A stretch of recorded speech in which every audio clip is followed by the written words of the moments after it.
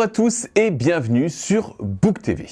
Au sommaire de ce JT du mardi 9 juillet 2024, les résultats des élections législatives à Bouc-Bel-Air, le retour sur le festival Jazz sous les étoiles avec notamment le concert de Thomas Dutronc et l'exposition Luminance au château. À la surprise générale, les électeurs ont fait du nouveau Front populaire le premier bloc à l'Assemblée nationale en nombre de sièges avec 180, devant le camp présidentiel 158, ainsi que le Rassemblement national et ses alliés 143 sièges. À droite, LR et ses alliés ont obtenu 67 sièges. Dans la 10e circonscription, c'est le député sortant du Rassemblement national qui a été élu avec 55% des voix contre son adversaire Véronique Bourcet-Ginet, candidate du parti présidentiel qui a récolté 44%. Hier soir était la soirée de l'imprévu puisqu'à Bouc-Bel-Air, les chiffres étaient sensiblement les mêmes, mais les bouquins ont voté dans le sens inverse, majoritairement contre José González avec 55% pour la candidate Ensemble contre 44% pour son adversaire du Rassemblement national. Cette semaine a aussi été marquée par la tenue du festival Jazz sous les étoiles Bouc-Bel-Air dans les jardins d'Albertas avec notamment le concert de Thomas Dutronc.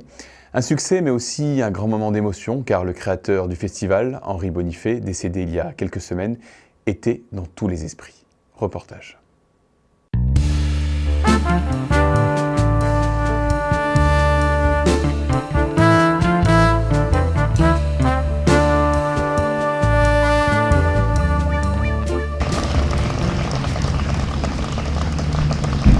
Vous aimez le jazz ?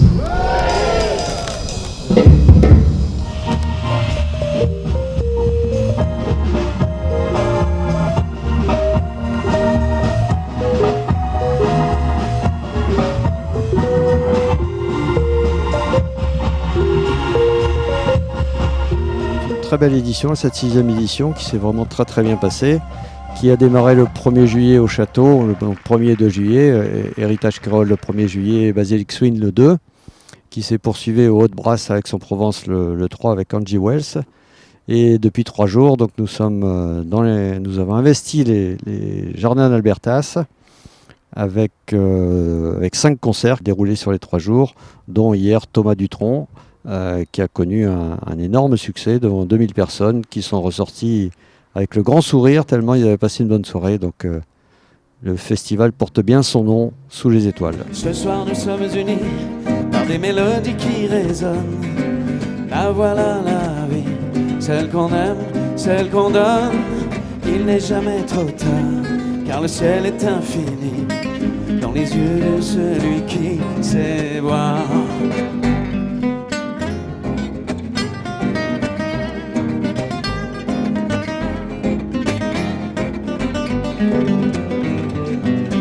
Jamais trop tard, je me plonge dans ton regard.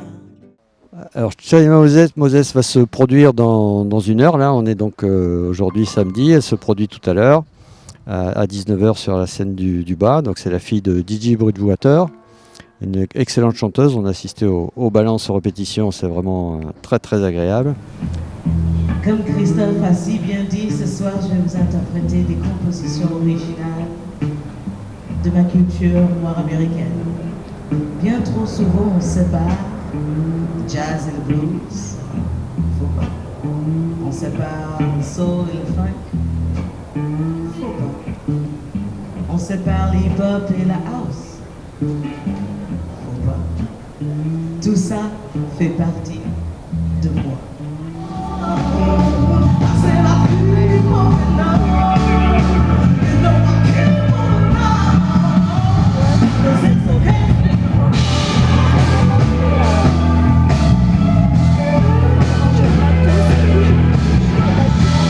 J'ai toujours été quelqu'un de très joyeux.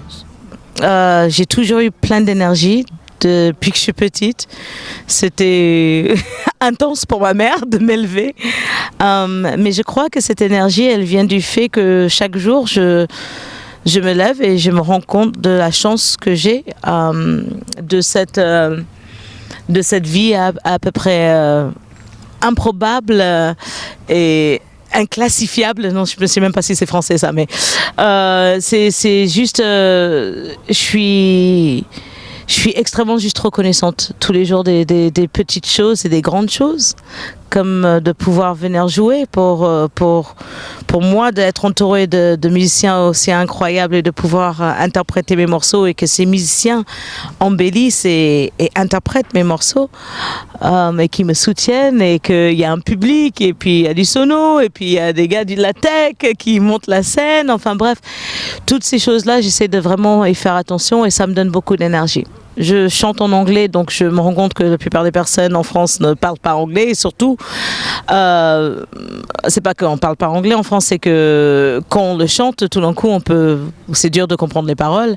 Donc je pense que c'est hyper important de parler. De se raconter, de se révéler.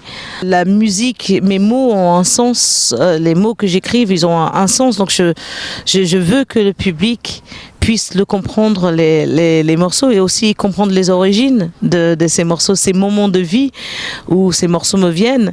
Donc je parle, et puis juste je viens d'une famille où on parle beaucoup aussi, tout simplement, et je pense que j'ai une déformation professionnelle qui me vient de autant d'années de radio et de télévision. J'ai fait de la télé pendant 13 ans, j'ai parlé à une caméra pendant 13 ans, et ça apprend aussi à être le plus soi-même possible.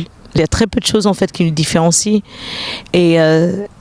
et moi, quand je vais voir des concerts des artistes que j'adore ou des artistes que je vénère, ou je regarde des vidéos de live sur Internet, eh bien, je vois que tous ces artistes que j'adore, en fait, ils parlaient à leur public, et je pense que c'est quelque chose qu'il faut garder. Le festival est magnifique. Je vais d'ailleurs aller m'acheter à manger au food truck qui est là-bas. J'hésite entre les crêpes, entre les crêpes et une pizza. Je pense que les festivals comme Jazz sous les étoiles sont des festivals qui sont extrêmement importants. C'est des festivals qui m'ont construite, qui m'ont donné la possibilité, qui m'ont offert une scène quand j'ai commencé à chanter du jazz. C'est des festivals qui n'ont rien à envier aux grands festivals. Je pense que chaque petit coin devrait avoir son festival, et c'est des moments de communion, de réunion, c'est des moments de communion et de réunion pour les bénévoles aussi qui donnent beaucoup de leur temps et de leur énergie, et aussi de pouvoir offrir à un public une programmation aussi diverse.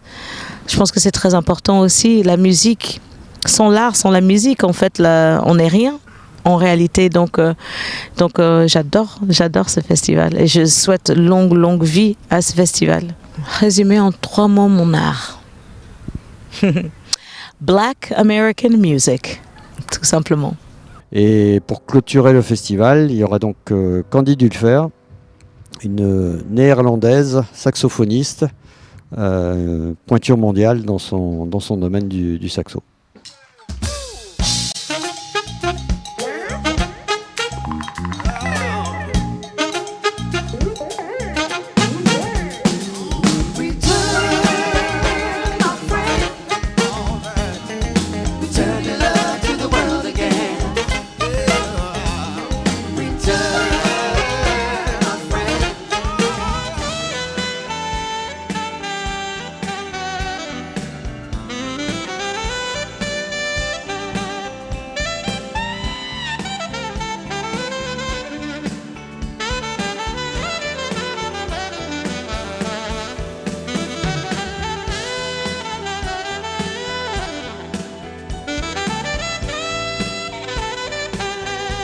Une 6e édition qui restera un succès immense, avec un off digne vraiment des plus grands festivals. Le off qui annonce le festival en lui-même. 3 soirées au Jardin d'Albertas avec une tête d'affiche, Thomas Dutronc, qui a rencontré un succès immense. Et tout ça sous l'étoile d'Henri, qui nous a quittés malheureusement. On a tous au cœur, on a tous en tête. Depuis quelques années, on se disait avec Henri qu'il fallait vraiment mettre en orbite ce festival, le faire monter en gamme, le faire monter pour qu'il prenne vraiment toute sa place dans le pays d'Aix et sur notre territoire et pour faire rayonner la ville de Bouc-Bel-Air sur le territoire d'Aix. Je tenais également à souligner l'investissement hors norme, sans faille de l'ensemble des bénévoles et de nouveaux bénévoles qui ont su reprendre le flambeau et assurer ce festival avec un succès immense. Alors les bénévoles, c'est d'abord une grande confiance. On est tous entre nous. Il y a beaucoup de gens disponibles qui sont habitués, ça fait la 6e année, et ils sont là pour servir aussi le public et le spectacle et le projet de festival. Moi, je ne fais pas partie du spectacle. Tout l'intérêt, c'est que les gens soient prêts à écouter, soient prêts à communier avec les artistes et à amener l'énergie aux artistes. Donc j'attends qu'ils ne bougent plus, j'aide au placement, j'attire leur attention, je peux faire une blague, n'importe quoi, du moment que les gens se concentrent et finalement soient captés et prêts à rentrer dans le spectacle. 3 mots. Un lieu magnifique, c'est pas 3 mots ça, ou ça en fait 3. Convivialité, professionnalisme, sympathique. Le rayonnement de la commune à travers le jazz, la convivialité et bien évidemment un professionnalisme hors norme. En résumé, la qualité des artistes, parce que c'est franchement du top niveau. Bénévolat, parce que n'oublions pas que ce sont les bénévoles qui organisent toute cette semaine. Donc c'est un énorme travail. Et puis on va résumer en disant avenir. Le festival va forcément, avec le départ d'Henri, s'organiser différemment. Il faut réussir à le poursuivre. Donc voilà, 3e mot, c'est avenir.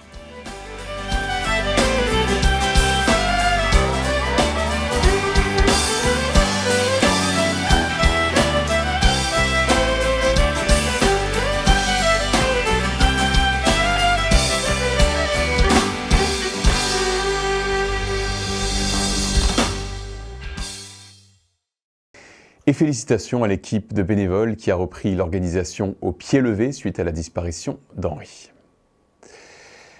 L'exposition Luminance a connu, elle aussi, un véritable succès. Au château, la photographie a régné en maître durant plusieurs semaines. Organisé par le club photo, ce rendez-vous est le résultat du travail qui guide tout au long de l'année des passionnés. De très nombreux visiteurs se sont rendus pour découvrir un travail de grande qualité qui connaît chaque année une professionnalisation bluffante. Une belle reconnaissance pour les bénévoles de l'une des plus anciennes associations de Bouc-Bel-Air. Voilà, c'est la fin de ce JT. Surtout ne ratez pas le moment incontournable de l'été, qui est le concert de l'été, cette année avec Goldman Tribute. Ce sera mercredi soir. Bonne semaine à tous.